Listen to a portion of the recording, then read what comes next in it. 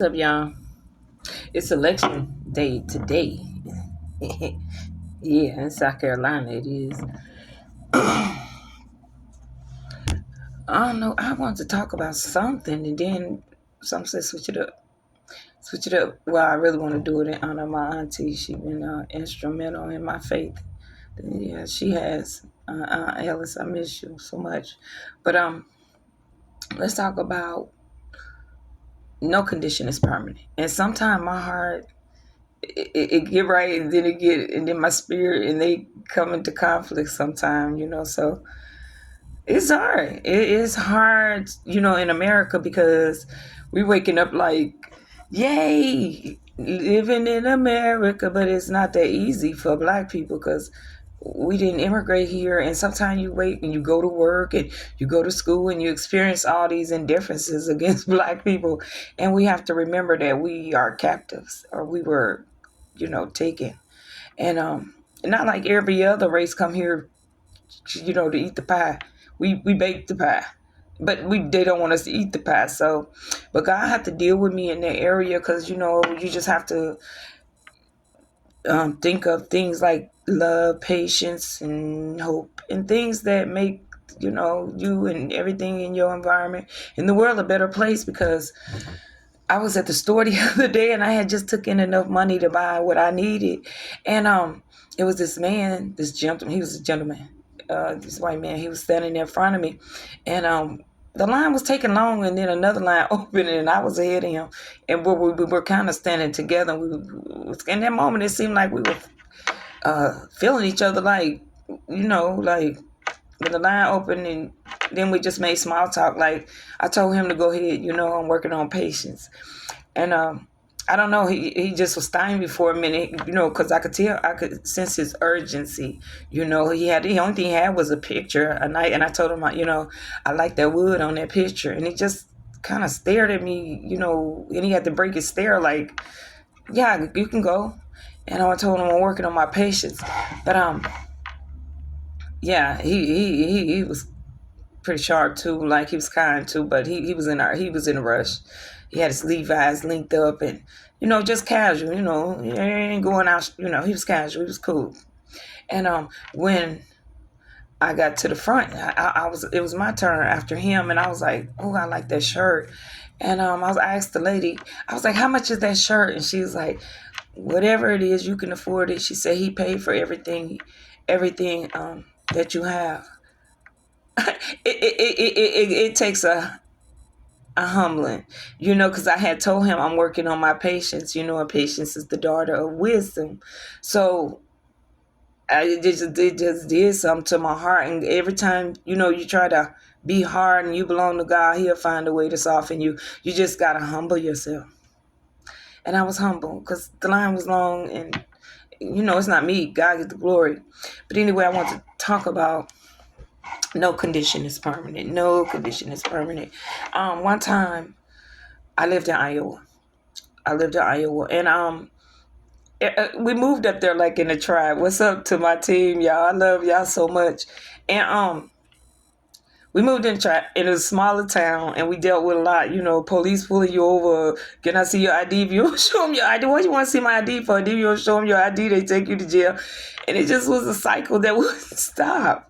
And anyway, I had got some trumped up charges or whatever, and everybody just left. They were just tired of it, But they had money up there. You could work out. I was in college, and so anyway, everybody had bounced, and I was last man standing or whatever. Me and about one other, and so I took my kids to Illinois, and I went back to pack up my house and stuff, and then plus I had to go to court. And when I went back, I said, "This is it. Like, I'm out." You know what I mean? But I was leaving Illinois on my way back to Iowa, chilling. I had exact amount of gas and everything. So when I when I was, I'm used to the route. It's about 5 hour drive, and I had exact gas, and I entered Iowa, and I entered a blizzard. Oh my God, like the snowdrifts was like 8 feet. And remember, I only had just enough gas. But anyway, I was running out of gas because I had to drive like 20 miles per hour and snow drifts. And when the 18 wheelers get off the road, you have to get off the road. And I didn't have nowhere to get off the road. Everything was closed. Only thing was I followed the truckers. It was one truck stop over there, and I called my auntie, and I was like, and this was before cell phones and all that. And I called her, and she was like, you know what? She said, I don't know what to tell you. I can't worry you. Money where you at? She said you're gonna have to get back in the car. And she said, put your mind on Jesus and don't look at the hand and just go and drive slow. And I'm thinking, what you asking me to? I mean, but I had to trust her. That's my auntie.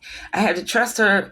And at that time, I wasn't as skilled to walk up to an 18 wheeler. I just wasn't a big kind or what. I just didn't know how to do that. But now, but anyway, I did what she asked me to do. I got back, obey. You have to obey your elders and trust them. That's why you have to obey those who have rule over you. They know things. And I got back in the car and Bill Wells was playing Ain't No Sunshine When She Gone. And I was like, oh, this is the end. And I did what she asked me to do. I seen the snow drifts, but my challenge was to not look at the gas end. But the gas end was on E. I mean, I had 80 miles, almost 100 miles to go. But I did what she did. And I made it into Iowa. And the storm is passing over. And I still didn't have money because I had used it up driving slow. I used all the gas going slow, but I made it. I was a miracle. Like, I never looked at the hand again. Thank you so much, God. And thank you, Aunt Ellis. And I gave the lady my ID because I still had like 40 miles inside of Iowa to go. But I gave the lady my ID and I went on and I made it. But that morning, I made it like an hour, 2 hours before court. Court was at like at 9 and they had offered me 20 days. And I said, I'm going to take these 20 days so I can pack my house and get out of here. And when I went, everybody was on the elevator. The children's service people, the DA, and I'm like, what is the world? I did I came to face my music. I did the right thing, right? They always on the elevator, like, where are your kids? Where are my kids? Don't worry about where my kids at. I mean, what's up? So then, they gave me a lawyer and everything, and the lawyer was like, I was like, I just, if they want me to do the deal, because I was going to fight it, but sometimes just don't fight, just agree, so my lawyer said the judge does not want to do the 20-day deal. He wants to keep you to Christmas. Keep who to Christmas? I don't even celebrate Christmas. What y'all, keep me out y'all festivities. Okay. Anyway, that was a hit. That was a real hit. And it was January. So then I knew, this was some new challenge. And I had came through the storm and I had did the right thing. And, y'all, okay. But I had to pray. And I could see my house from the little jail. And, the judge was a stickler. And, what I'm saying? He was just like that. I heard he got in a lot of alcohol problems. And, hey, every day's for the thief, one day's for the owner. But anyway, talking about that Christmas thing. And, I prayed and I fasted.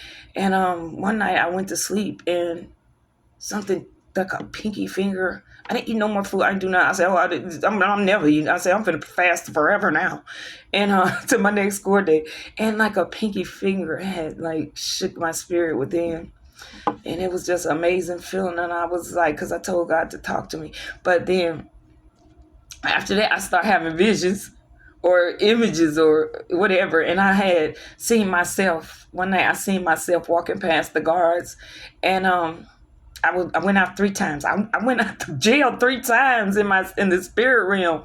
And I said, he's just gonna let me walk out of jail. They was just talking, and I had walked out that jail 3 times, and God showed me the 3rd time gonna be it. And that was the time I walked past the guards, and they didn't stop me. But my point is, no condition is permanent, and you got to activate your faith and trust God. And there's always a way out.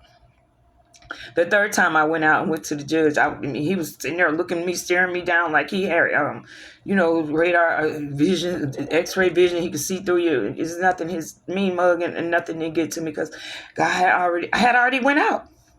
I was already free before I even went back to the court date. So you can celebrate Christmas by yourself this time. I'm not coming. But anyway, my point is, y'all just believe. And the irony. Okay, so after that, I left everything. I didn't even take. I had brass bed. I left the whole house furnished. I just took documents and my kids, pictures and stuff and everything. But I remember going back the same route. And the sun was shining, and I stopped because I didn't have the money, so I gave the girl my ID. Remember, and that same girl, but the sun was shining bright. That same girl was working that day. It was like 20 days later, the deal. Or just trying to put fear, but we don't have that.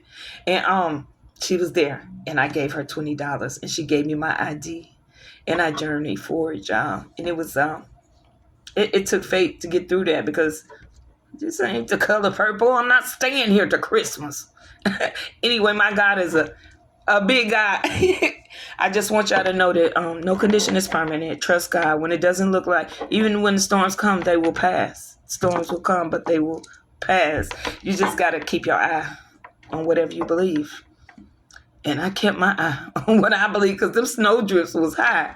So no condition is permanent. Stay positive and keep your eye on the master. Whatever you believe. But I know who delivered me. I know. King of Kings, King of Glory. Y'all stay positive. No condition is permanent. No conditioning. And if it's going to happen in the flesh, you have to have enough faith to see it in the spirit. It happens in the spirit realm first. And that's very encouraging. Y'all just have to believe. And just believe. Okay? And turn off the TV sometime, and then you'll be able to hear it. And that's why they say silence is golden, because silence can scare some people. But because, your thoughts, everybody don't got, pure heart. So I'm scared. I turn on TV, music, blast it down the street. I do that too. I like chill. I like to chill too, but it's a time to be silent too. So y'all stay positive, and no condition is permanent. And no, I'm not coming for Christmas. Love y'all.